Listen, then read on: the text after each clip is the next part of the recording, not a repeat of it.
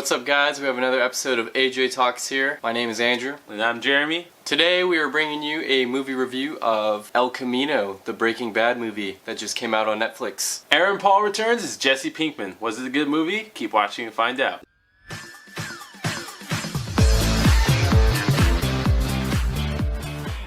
So, El Camino, for those of you who haven't been following, Breaking Bad has come out with a new movie. And this movie pretty much serves as an epilogue for Jesse's story. And for those who want to know what happens to Jesse after the events of Breaking Todd. Well, yeah, so if you guys are like me and you forgot what happened during the Breaking Bad series, Netflix is nice enough to give you a lengthy recap that goes over almost every single season and most of the major killings and plot points that occurred during the series. But if you haven't watched it, honestly, guys, go watch the series first. So without getting into any spoilers, you know how we do it here at AJ Talks. We're going to jump straight into the good, the bad, and then the ugly. But let's be honest, is there anything bad or ugly about this movie?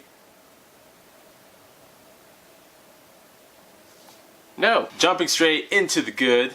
Andrew, why don't you hit him with the first point? Oh man, I love Breaking Bad, so honestly, the entire movie was great because to me, it followed the exact same formula that the show always has, where there's just bad events thrown at you, the characters have shit luck all the time, it's always the worst case scenarios occurring, and they have to figure everything out on the fly, and it keeps everything super tense, and I'm like, damn, this shit's tense. And it was just Aaron Paul for the most part, you know, he's doing all these scenes by himself. Yeah, no Walter White, no Tuco, no freaking B Mineral, no Hector Salamanca. What about Gus Fring? No Gus Fring! This was just a solo movie. Put the viewer in Jesse Pinkman's mind, because as you'll see in the recap, there's a lot of stuff that happened, and you know, Jesse's in big trouble at the end of the Breaking Bad series. He is screwed. Everyone's trying to find this guy, and they're trying to find Walter White. Bad times are coming. Yeah, they're trying to find Walter White, the guy they found dead, you know?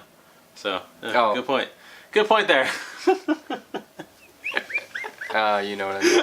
Hello, darkness, my old friend. Right, yeah, this movie was really intense. There were parts in the movie that felt just like the show. For the movie, it felt like bad things were happening randomly, and it wasn't until some character development or some character strength came in that the character we were rooting for, which is Jesse, actually seems to maybe find some foundation to stand on. But as you know how it happens in Breaking Bad, something bad's around the corner. There was a particular scene where we're watching, and Andrew was like, something bad's gonna happen right now, and it would literally, like, half a second later, it happened. It was crazy. Todd! The movie still kept up some really good tension, and I remember there's one scene in particular that had an amazing moment of cinematography, and I looked over at Andrew, I was like, dude, that shot was great. Oh my gosh. When it comes to Breaking Bad, everyone brings their A game, regardless of the amount of screen time that you had. It was just well made. Like, the show was well made too. It had those great shots, and the actors were great, and I felt like they still had that in the movie too. Everything was on point, and everything felt really good.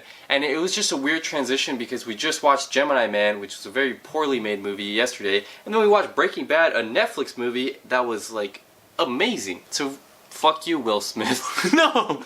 Sorry, Will Smith, but El Camino won this one. But your movie is not terrible, okay? I will say though, Andrew did enjoy this movie a little bit more than I did. I enjoyed the movie more than Jeremy. Carry on. Okay. Because I actually do have something to talk about in the bad. If that's it, we're wrapping up the good. It's just a great movie, honestly. But I do have one bad thing to say about it. And it was something I actually covered in the reaction to the trailer video, is that I wanted to watch this movie and at the end come out feeling like this movie needed to be made. And I did not feel that. I felt like this movie could have been left out and Breaking Bad still would have been left as one of the best series ever made. They should have made it right after Breaking Bad ended. But to bring it back all these years later, I guess they just want people to rewatch the show. But other than that, I don't think the movie gave enough for it to come back after all this time. You know what I have to say to that, Jeremy? Movies are art. Did the Mona Lisa need to get made? No, it didn't. Aren't we all thankful it got made? I'm talking about the Mona Lisa 2. The Mona Lisa 2 doesn't exist. Yeah. Siri, Mona Lisa 2. Honestly, that's my only complaint though. It's still a really good movie and it did give answers, but it's one of those questions you have to ask yourself is, do you want to know more? And on to the ugly. So yeah, Andrew didn't have anything for the bad. I doubt he's going to have anything for the ugly. Let's see. For the ugly, no Hank. I have nothing for the ugly. Except Jeremy was on his phone halfway through and it really bothered me. A little bit. I was on my phone. I struggle with slow movies. Jeremy hates autistic kids. Those intense moments made it all worth it. You know, it's all build up and I like it, but it's still kind of slow. When there's a freaking wave coming, you don't just start at the top of the wave, right? It gets bigger, bigger, bigger. I mean, he's right, I guess. I don't know. Are you? Physics. Physics. Siri. What do waves look like? The Only Ugly, waiting 6 years to see this movie and like actually have it come out 6 years later. I really feel like this movie would have way bigger impact if it came out right after. People wouldn't have to go and rewatch the show like he should have before the movie. Think about all the people who are gonna be like, nah, I'm gonna rewatch Breaking Bad before I watch the El Camino movie and then never watch it and blah blah blah blah blah blah blah. Let's rate this movie. What would you rate it? Oh man, I love Breaking Bad, so I'm gonna give it 9.5 Skinny Pete's out of 10. I'm gonna give this 9 out of 10 B minerals. This movie's already on Netflix, so there's really no reason to ask if we're gonna watch it in theaters or Netflix or background information or whatever. So go check it out. Yeah, just watch it. Everyone, you have a Netflix. You have your cousin's Netflix. You got your uncle's Netflix. And honestly, if you don't have Netflix, just borrow Jeremy's. We're gonna put the email and the password down in the description. And catch his social security number down there too. Yeah, my name's Pablo Driscoll. Pablo. Anyway, guys, don't forget to like, comment, subscribe. That's the end of this video. We'll see you next week.